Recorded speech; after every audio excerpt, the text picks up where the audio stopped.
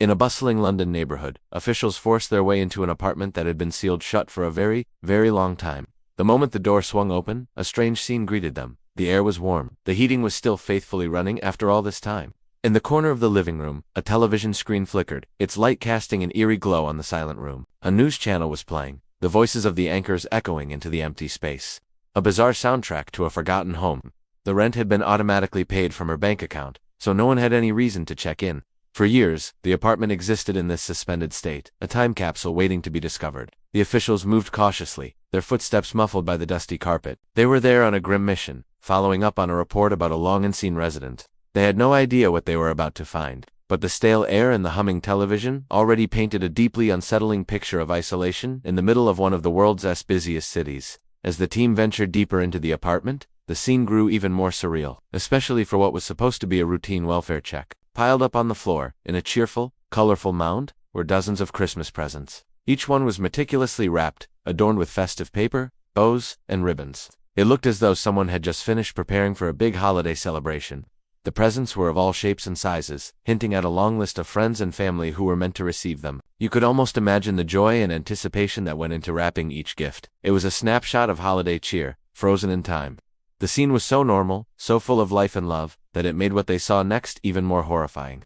On the sofa, nestled amongst the cushions, as if watching the flickering television, was a human skeleton. The contrast was bone-chilling. The vibrant, hopeful Christmas presents on one side, and the stark, silent reality of death on the other. It was a holiday scene that had been interrupted by the cruelest of endings. The skeleton was identified as Joyce Vincent, a 38-year-old woman who had once been full of life. The forensic investigation delivered a shocking conclusion. She had been sitting on that sofa, deceased, for nearly 3 years. She had died sometime around December of 2003, and it was now January of 2006, for 3 years. Her body had slowly decomposed in her own living room, right there in front of the television that never stopped playing. Medical examiners determined she likely died of natural causes, possibly an asthma attack or complications from a recent peptic ulcer. There were no signs of a break-in or any foul play. She had simply passed away, alone. The thought is almost incomprehensible. For over 1,000 days she sat there, a silent witness to the changing seasons outside her window. Her apartment, a place that should have been her sanctuary, became her tomb. The world outside moved on, celebrating birthdays, holidays, and New Year's. Completely oblivious to the tragedy that had unfolded behind her locked door, she had effectively vanished in plain sight, a ghost in her own home. Think about it for a moment. Joyce sat there through 3 full Christmas seasons. The presents she had so carefully wrapped remained unopened, their festive paper gathering dust. The television, a constant companion in her final moments, stayed on for 3 entire years, broadcasting news, shows, and advertisements into an empty room.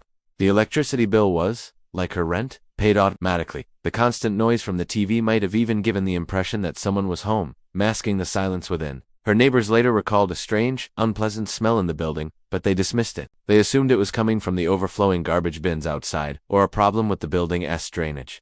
No one ever connected the smell to the quiet woman in the apartment upstairs. No one thought to knock on her door, to check if she was okay. The systems designed to keep our lives running smoothly, automatic payments, reliable utilities in her case, became accomplices in her invisibility. They created a facade of normalcy that allowed her to be forgotten for an astonishingly long time. But the most heartbreaking part of this entire story, the mystery that haunts me the most, is the pile of presents. Who were they for? Joyce was wrapping gifts for her friends and family, getting ready to share the holiday spirit. This means there were people in her life who were expecting to see her, to hear from her, to receive a gift from her that Christmas. And yet, when she didn't show up, when her calls stopped, when the gift never arrived, no one raised the alarm. Not a single person did they call and get no answer.